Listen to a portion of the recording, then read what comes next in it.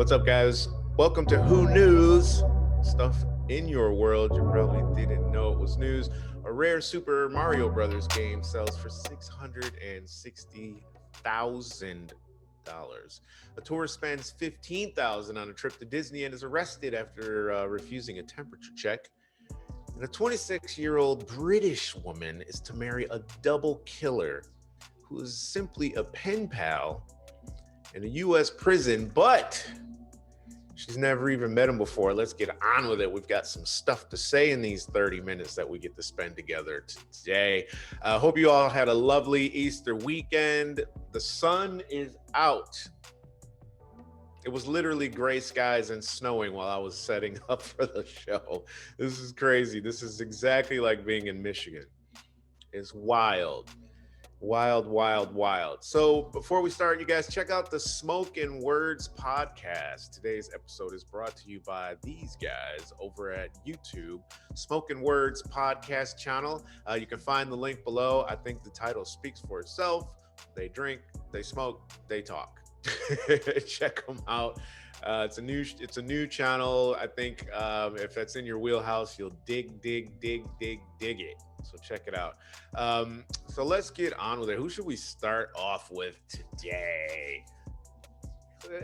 I like a Florida man story. You know, I like a Florida man story. We used to always talk about a Florida man on the Global Warning podcast and Mr. 213 segment.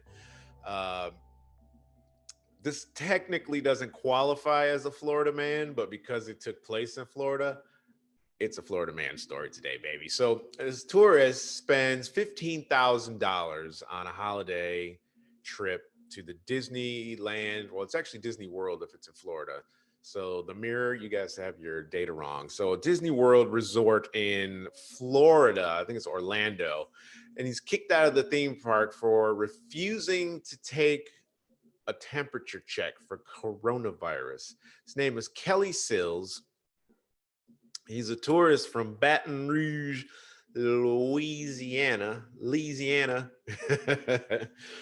visited the Disneyland or the Disney World Orlando in February, but the trip to the Magic Kingdom soon took a turn for the worse. So this is pretty standard stuff where you go somewhere and they say, take your temperature check. He walks into the check-in. Let me turn my phone off. I'm being unprofessional.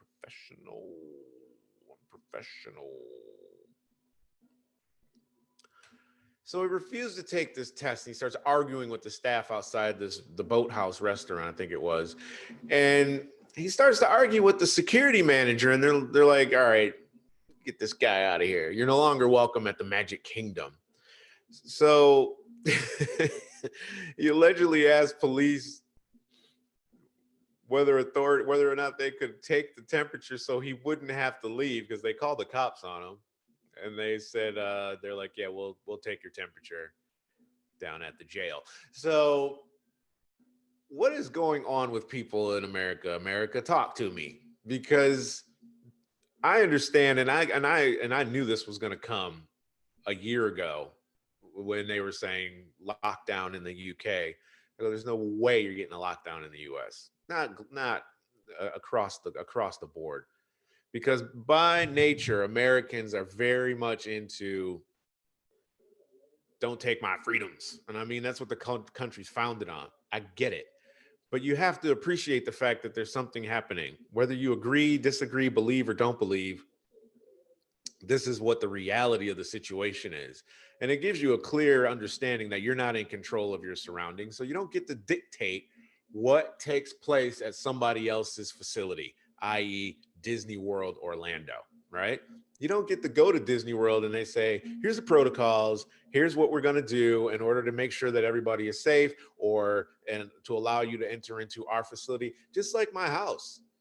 You come to my house, I'm like, you got to take your shoes off. I don't want you traipsing in all this stuff from outdoors into my house. You take your shoes off, right? It's not a big deal. So how hard is it for them to, or for you to allow them to just say, it doesn't even take it takes a second, really. It takes a second. And you spent $15,000. That's like 10,000 pounds, UK people. 15 grand and you couldn't sit still and shut the F up for 3 seconds. 3 seconds. In the time it took for me to say all that, you could have already been in the Boathouse restaurant sipping on a Mickey Mai Tai or whatever they sell there. I don't know. Do they even sell alcohol at Disneyland? I don't think they do. Only at like the 33 Club, which is a whole nother Illuminati or Freemason episode. But this guy went to jail, got denied access to the park, all because he refused to just sit still and let them take his temperature. It's such a non-issue that this guy, I don't even understand why he kicked off over this. You had to understand that these were going to be some of the protocols that are set into place in order for you to enter a park, a theme park of that proportion, of that scale, and expect them to not put into place measures to protect their patrons, their customers. You have to expect that. And I would have assumed that they would have at least said on the booking brochure or on their website, when you come to Disneyland, Disney World, Disney, whichever Disney you went to, you're going to have to get a temperature check. A temperature check. I could see they said, hey, we've got this new COVID test. We're going to need you to drop your pants, hang to. We're going to test you, bend over. Then I got your back, Kelly Sills from Baton Rouge, Louisiana. Not making fun of people from Louisiana, making fun of Kelly Sills, who is now officially a Florida man because he's doing some Florida man stuff, man. So no problem with that, right? No problem with that. Even if they had said, okay, we need you to do a rapid COVID test. We're going to invade your body, and we're going to stick a swab up your nose and in your mouth. Okay, even then I could say, all right, I kind of get why you might say you're invading my privacy or whatever. I might be able to argue that point with you. I might be able to argue your side of that debate, but not a temperature check. You're an idiot. So you deserve to lose your money, in my opinion. You deserve to not be able to go into Disney World. I went to Disney World and zapped. They took my stuff. I complied. Why should I be subjected to you when you just refuse to do something so simple? It's literally that simple. I went to Ukraine in February, same month that this clown got kicked out of Disney World. And the hotel, the Hyatt that I was staying at, when you walk in, they have masks there for you. The guy there takes your temperature. They don't even point it at your head. Maybe he had some sort of gun trauma. Okay, I'm trying for you, Kelly. I'm trying to see what your process of thought was. Maybe he didn't want that little heat thermometer stuck at his head. Maybe he was arrested at some point and he's got trauma. Maybe. It's unlikely, right? Because he was saying, okay, I'll do it. Can we just do it? And they're like, yeah, down at the station house. They do it on your wrist usually, at least in my experience. Zap on your wrist, read it, perfect. Have a nice time. Off you go. All he had to do was shut the hell up and he'd be riding Mr. Toad's wild ride. So back to Louisiana, you go with a misdemeanor. So he was no longer welcomed at the park, and according to the affidavit, and off to jail he went. And in my opinion, off to jail he deserved. So moving on to something far more interesting, in my opinion. So this woman, she's a British woman, which means nothing, but it's just a story. And she's flying to the US to marry this double killer that she has never met and who was locked up until 2034. So this guy has another 13 years of prison time, assuming he doesn't get time added for, bad behavior or whatever. So this woman's name is Naomi Wells, and she fell for this guy named Victor Oquendo, nicknamed Animal.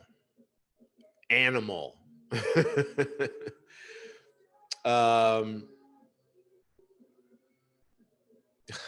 So what's being claimed here? Online chats led to romance. that has stunned her family, not least when she revealed that she has accepted his marriage proposal, right? He's 30 years old. This guy shot two rival gang members in a hit, right? Or at least this is what they're calling it. I don't have the official report in front of me. A gangland hit. He served 10 of his 24 years. I think it's crazy that you only get 24 years for killing two people. I hear noise. I think my doorbell's about to ring. Three armed robberies on top of the two murders. Three armed robberies, you guys. So apparently Naomi insists Victor's not a monster. He's a human being. Yes, of course he's a human being. Nicknamed Monster. She said, never in my wildest dreams. Not nickname Monster, was it? What was his nickname? I feel like he's gonna be looking for me. Animal. That's what it was. Nicknamed Animal. She said, never in my wildest dreams have I planned to fall in love with an inmate, but it happened and I won't change it. He's the kindest man I've ever met. People might judge before knowing the full story, but I can't imagine my life without him. Your life is not with him. You've just been talking to this guy online. He's a double murderer. And you want to bring this guy into your life? She's from Essex, Chelmsford. I bought a BMW from Chelmsford. Piece of junk. Anyway, she hopes to fly to the US by the summer to visit this guy when COVID rules allow her to do so. The wedding could happen in jail. It's prison. You guys call jail everything jail here in the UK. Prison in September. It amazes me how some people have this fascination with like serial killers, people on death row. It's like a proper thing, isn't it? There's a Netflix special out. I forget what it's called, like Dark Holidays or something like that, or I don't know. But these people go to these places where murders took place, like the Sharon Tate murders, like Charlie Manson's murders, and where John Wayne Gacy or whoever, or Ted Bundy killed people. They go to these places because they want to see and where all these things took place. And I get that. That's the beauty of being a human being, having unique experiences that make you happy, right? Just go do it. Just go do it. Nike, do not sue me, please. I know you guys come after people. What up, Andrew Schultz? Sorry to hear about that. So, I mean, here's one thing that's definitely not going to happen. He's definitely not coming here. So I don't understand what she thinks is going to happen. Because as far as my understanding goes, if you're a felon, do you even get a passport if you're a felon? I don't think you get to have a passport. That could be wrong. But I'm quite certain that the United Kingdom is not going to admit a double convicted felon the right to live. The amount of paperwork and hoops I had to jump through to come here, let alone stay. And I'm clean for the most part. But there's no way that this guy's getting here. There's no way. We've all done dirt. Come on. But I'm not a bad guy. I've never been in jail or nothing like that. I've never done anything that would warrant me to be put into jail. So let's just clear that up. And she can't go to the United States just because she's married, unless, again, something's changed. I know they do like visa lotteries and so on.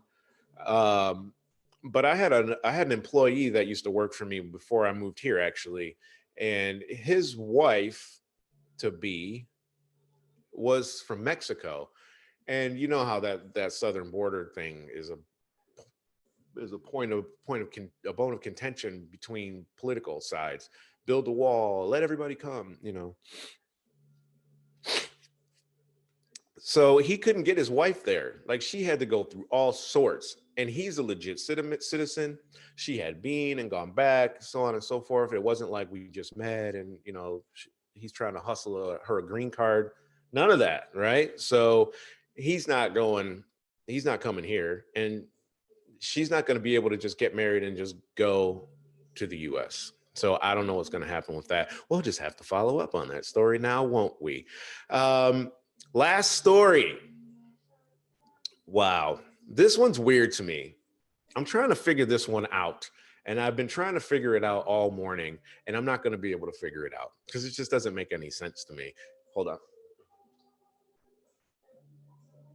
Sorry about that. So what's being claimed? So a rare version of Super Mario Brothers sold for almost $700,000, right? That's a lot of money. So a 1986 version of the Super Mario Brothers game was sold at auction for $660,000 on Friday. It's the highest ever bought video game in an auction. It was graded at 9.6 A plus. This is weird too. So it should be graded at 10. If I'm paying dang near over $500,000 for a game, it should be graded at a 10, I would think. Now, here's the weirdness about this game. It's probably boring. I game a lot. I like video games. I do voiceovers for video games. Sometimes I'm fortunate enough to have that opportunity. That's how I make my money. So apparently what happened is someone bought this game and for a gift or something to that effect for somebody else, put it in their desk, forgot to give it to the person. I did that to an ex-girlfriend, bought her a box set, Led Zeppelin live at the BBC recordings or something, put it somewhere and forgot to give it to her for Christmas. There were other things, so I just forgot. It was one of the gifts. So they find this game 30 years later. What was that, 87? 34 years later? Wow. And it's still in its plastic wrap. Now, what makes it valuable is that it's got a variant cover. So I don't know if you know anything about this, but they put out different versions of the game.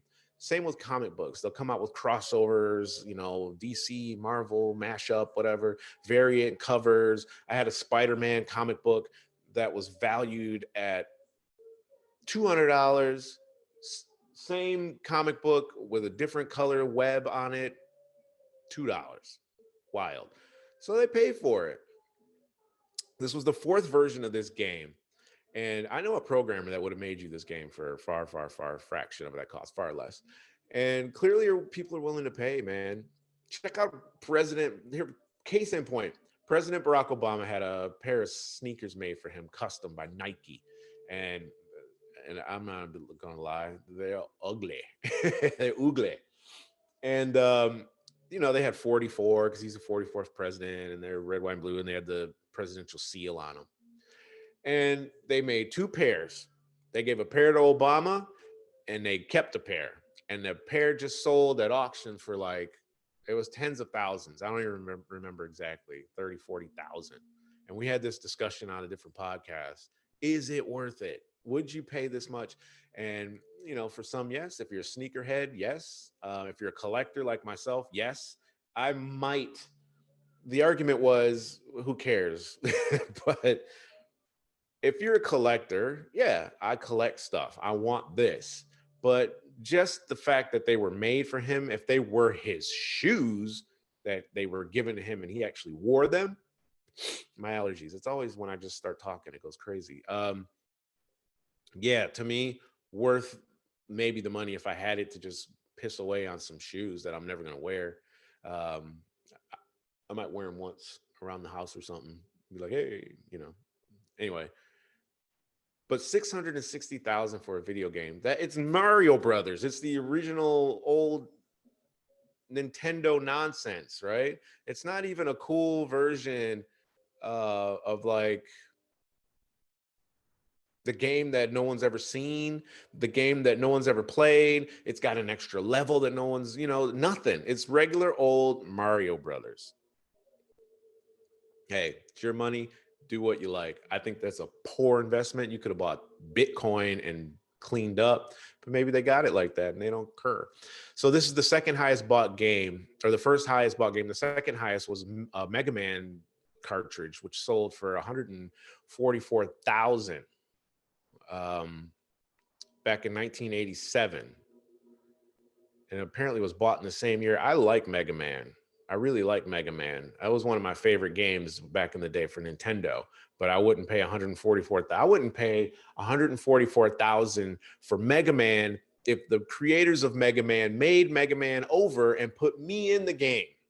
I still wouldn't pay that much for it. It's a video game. And I love video games. I mean, if you could see all this darkness behind me, there's all kinds of Xbox crap over there from where I voiced games and want to play it or whatever the case may be. I like playing games. It's what I like to do in my free time when there's a bit time to do it. So good luck to them with that expensive ass game. Good luck to the woman who thinks she's going to the US to marry a prisoner. Boy, that story, we're going to go in on that on Wednesday, I think. We got a bigger podcast that we do on Wednesday. We might even go in on that on Global Warning podcast. I'm not sure if we'll do that one, our Thoughts from LA to the UK podcast. I think it'll be that one. It seems more apropos. So we'll have more of a cross section of concepts. We'll try and get a female perspective. Maybe we can get your Rai on the pod this week. So I'm out of here, you guys. Thanks for listening. Don't forget to rate and review if you're listening to us on any of the audio platforms like Spotify, Apple Podcasts, etc. If you're watching on YouTube, please subscribe. It's a new channel. We have a new Instagram too. I haven't done anything with it. I'm really fed up with social media. I think I'm just going to stick to audio and see what happens. And we're going to, this is a new YouTube channel too. So there's no real subs at YouTube. The old channel has been shadow banned. We're not going to be talking about flat earth or none of that stuff anymore. We're not bringing anybody in to interview because that's when they start blocking our channel. And we don't want that, do we? No. So thanks for listening. Hit the Cash App, you guys, if you want to help us play more video games. We want to buy $166,000 video games. So hit the Cash App, # V3TV UK. The Instagram is V3TV UK. The website is v3tv.uk. And that's what's up. I'm Vaughn Joseph. See you guys. Hey, the website's right there on my shirt on that side. v3tv.uk. You can remember that, right? That's what's up. We'll catch you guys when we catch you. Don't forget to watch Thoughts from LA to the UK or listen. That's on the Podbean, Spotify hookups as well. Everywhere. Tune in, Amazon, wherever you listen. iHeartRadio, it's there. And the Global Warning podcast has come back. So check out Jay Rai and myself and any special guests that we might bring in. That's what's up. And we'll see you when we see you. Peace. We'll go out into the sun before it starts snowing again.